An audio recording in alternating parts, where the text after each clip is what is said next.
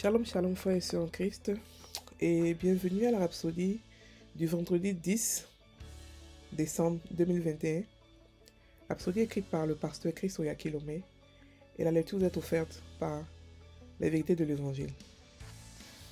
Le thème d'aujourd'hui est votre connexion avec la divinité. Et le verset de Ésaïe 60, verset 22, qui dit « Le plus petit deviendra un millier, et le moindre une nation puissante. Moi, l'Éternel, je hâterai ces choses en leur temps. » Alléluia. Le pasteur Christ dit, quelle écriture inspirante. Remarquez que le prophète Ésaïe n'a pas dit, le plus petit vaut un millier. Plutôt, l'Esprit l'a exactement présenté comme suite. Le plus petit deviendra un millier. Cela se rapporte à la croissance, le changement, le passage d'un niveau à un autre. Cela veut dire que lorsqu'on décrira quelqu'un de plus petit, on serait en train de parler de milliers. Imaginez à quel point cela est important. C'est la preuve que le Seigneur s'intéresse toujours à notre croissance et à notre prospérité. Alléluia. Comment lirez-vous ceci et douteriez-vous encore de votre grandeur et votre prospérité, soit l'idée et le désir de Dieu? 3 Jean 1, verset 2 dit, « Bien-aimé, je souhaite que tu prospères à tous égards et sois en bonne santé, comme prospère l'état de ton âme. » La Bible regorge d'informations sur la puissance et la gloire de Dieu, l'honneur, la majesté, la splendeur de notre Père céleste et sa volonté de partager ce qu'il possède avec ses enfants. Voici la glorieuse vie de prospérité à laquelle nous avons été appelés et c'est la base de notre prospérité. Nous ne courons pas après, nous ne recherchons pas la prospérité, car la vérité est que nous sommes les enfants de ce Dieu, ce vrai Dieu dont la richesse est illimitée, inestimable et non quantifiable. Nous lui appartenons.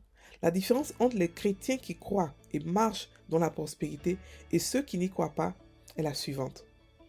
Les premiers croient en leur véritable connexion avec Dieu et savent que puisque c'est réel, ils n'ont pas besoin de rechercher la prospérité. Elle agit juste en eux. Le dernier groupe, par contre, ne comprend pas. C'est pourquoi il continue à la rechercher, s'efforçant de l'obtenir. Et parce qu'elle leur échappe, il la critique. Il n'y a pas d'être humain qui ne veuille pas prospérer. Ça, c'est un fait. La raison pour laquelle beaucoup travaillent et cherchent continuellement à s'améliorer, c'est afin d'avoir beaucoup mieux pour prendre soin d'eux-mêmes et de leur famille et de leurs proches et aider les autres. Chacun veut pouvoir faire quelque chose non seulement pour lui-même, mais aussi pour les autres. Et ça, c'est la prospérité. Étudiez la vérité de la parole de Dieu et acceptez son simple message avec foi dans votre cœur. Lisez à propos des hommes et femmes que la Bible nous a décrits comme prospères, influents, puissants, réussis et qui ont servi Dieu dans la justice jusqu'à la fin de leur jour. Ils ont eu une belle vie tout le long de leur vie. Acceptez la croissance et la prospérité et marchez-y. C'est un attribut de notre connexion avec la divinité. Alléluia. Donc le pasteur aujourd'hui explique quelque chose de vraiment important. Il parle de notre connexion avec la divinité. Donc je vais relire encore le passage d'ouverture qui dit « Le plus petit deviendra un millier et le moindre une nation puissante. Moi l'Éternel, je hâterai ces choses en leur temps. » Et le pasteur explique ici que ce passage veut parler de la croissance, du changement, du passage d'un niveau à un autre niveau.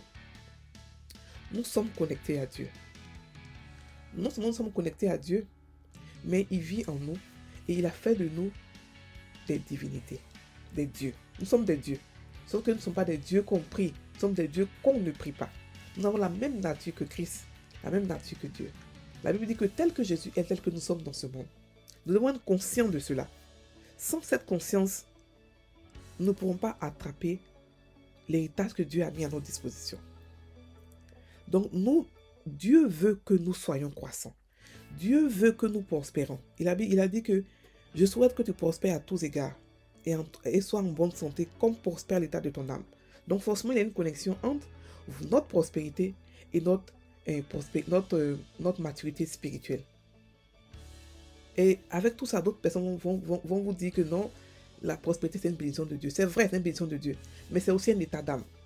C'est aussi un état d'âme. Il a parlé ici de deux personnes différentes.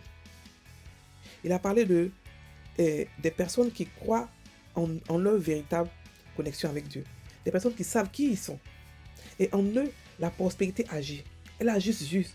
C'est-à-dire que tout ce qu'ils font réussit. Parce qu'ils sont conscients de qui ils sont. Ils sont conscients de leur connexion avec Dieu. Ils n'ont pas besoin de chercher la prospérité.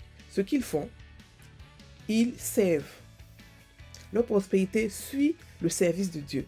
Et servir pas forcément à l'église, mais servir le monde. Nous sommes des solutions. Et quand on voit un problème, on apporte la solution et la prospérité suit. C'est ça. On ne recherche pas la prospérité, on recherche la solution. On recherche à aider les gens et la prospérité suit. Mais d'autres, par contre, ils se forcent d'être prospères. Ils cherchent la prospérité. Ils fouillent, ils rentrent ici. Ils ne voient pas que la prospérité, c'est la solution. Et ils se forcent. Tout ce qui est sujet de forcement dans le corps du Christ, c'est la religion.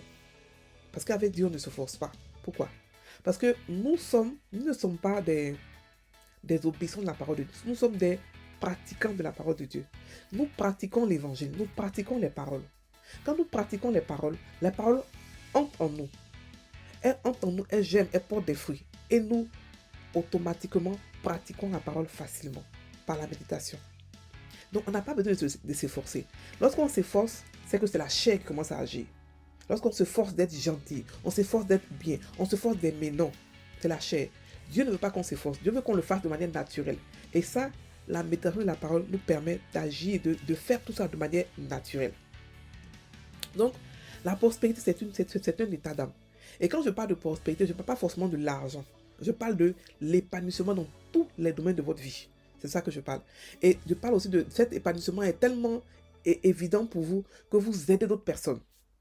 Vous aidez d'autres personnes à être aussi épanouies. C'est-à-dire que ça peut être les financiers. Vous avez beaucoup d'argent et que vous avez encore en abondance pour pouvoir aider d'autres personnes. Et les gens te disent que quand tu poursuis la prospérité, ou bien quand tu parles de la prospérité, c'est que tu aimes l'argent. Non. La Bible dit que l'amour de l'argent, c'est ça qui est la nature de tous les maux, la source de tous les maux, mais pas l'argent. L'argent n'a pas de genre. Elle n'a pas de personnalité. Elle prend la personnalité de celui qui le gère. Alléluia. Et nous, en tant que chrétiens, nous ne devons pas courir derrière l'argent. Nous sommes l'argent. Nous sommes des héritiers du roi, de Dieu. Donc nous sommes là. Tout ce que nous faisons réussir, c'est juste la conscience de cela. Donc, pour pouvoir être prospère, pour pouvoir être épanoui, tout ce qu'on a à faire, c'est d'aider. Comme Jésus l'a fait. Jésus a aidé. Jésus est venu apporter la solution. Il est venu apporter son amour. Il est venu montrer l'amour de Christ, l'amour de Dieu au monde. C'est ce que nous faisons. Nous aidons, nous servons. Et la prospérité suit. Nous ne partons pas expressément vers la prospérité, non. Nous cherchons des problèmes que nous résolvons. Et c'est comme ça que la prospérité suit. Alléluia. Donc nous sommes connectés à Dieu. Et ceux qui s'efforcent de chercher la prospérité, c'est ceux-là qui commencent à marcher dans la chair. C'est ceux-là qui font des business pas par rapport à des problèmes, mais par rapport à la demande. Ils font des business par rapport à ça. Ils se disent, ok, d'accord, pour celui-là marche, celui-là fait tel business, ça marche, donc je vais aller aussi le faire. Donc celui-là fait. Alors qu'il y a d'autres business qui sont là, d'autres opportunités qui sont là, que vous pouvez apporter la solution et vous faire de l'argent dans le processus. Alléluia.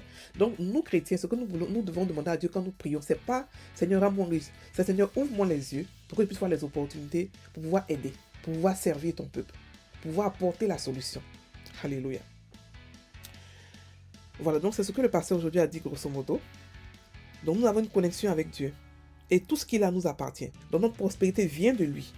Et elle est illimitée, elle est inestimable. On ne peut pas la quantifier. Et nous prospérons dans toute saison, en saison sèche, en situation économique sèche, dans toute saison nous prospérons. Nous prospérons à tous égards, dans toute saison, quel que soit le climat économique ni politique, nous prospérons.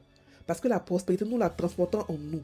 C'est pas quelque chose que nous faisons, que nous partons chercher. Non, elle est en nous. Elle est en nous, nous la transportons partout. Donc, tout ce qu'on a à faire, c'est seulement croire et puis suivre les principes de Dieu, comme quoi trouver des solutions à des problèmes. Alléluia. Non, maintenant, fais la confession. Je profite de ma connexion inextricable avec mon Père Céleste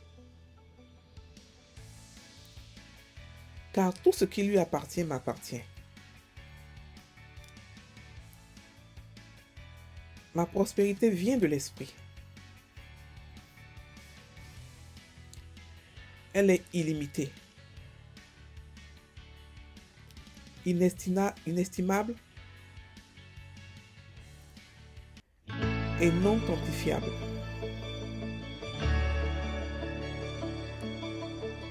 Je suis affermi dans la justice du Seigneur.